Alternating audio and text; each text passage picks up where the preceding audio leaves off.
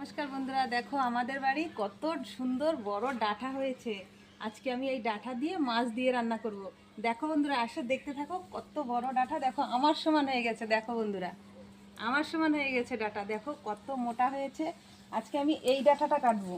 দেখো বন্ধুরা, এই ডাঁটাটা কাটবো আজকে আমি। এই ডাঁটাটা দিয়েই মাছ দিয়ে আমি রান্না করব। আমি এখন ডাঁটাটা কেটে নিই।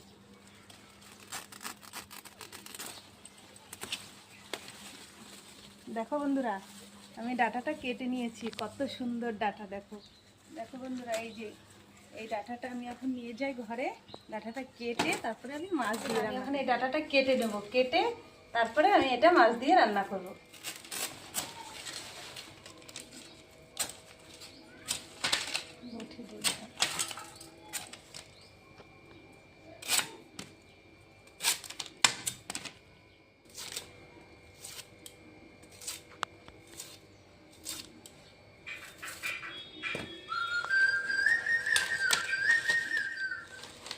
দেখো বন্ধুরা, আমার এই যে ডাঁটাটা কাটা হয়ে গেছে। দেখো বন্ধুরা, আমি সুন্দর করে ছুলে কেটে নিয়েছি।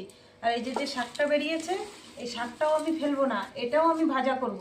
এটাতেও একটা রেসিপি করে আপনাদের সঙ্গে শেয়ার করব বন্ধুরা। এই যে বন্ধুরা, আমি ডাঁটার সঙ্গে আলুও দিয়ে দেবো দুটো, তাই আলু দুটো ছুলে কেটে নিই।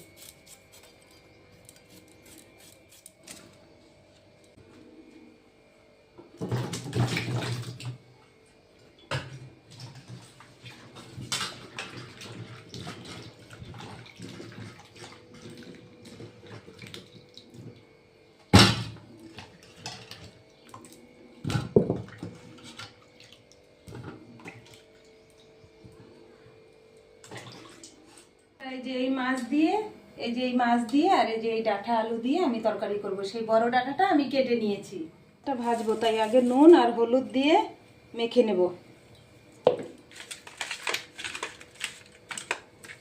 বন্ধুরা, এখন আমি কড়াইতে তেল দিয়ে মাছটা ভেজে নেব।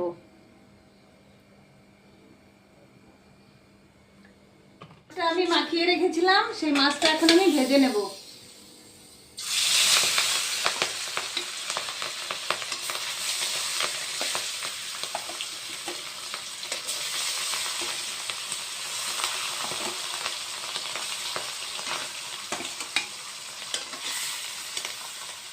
বন্ধুরা, মাছটা আমার হালকা ভাজা হয়েছে, এখন আমি উল্টে দেব।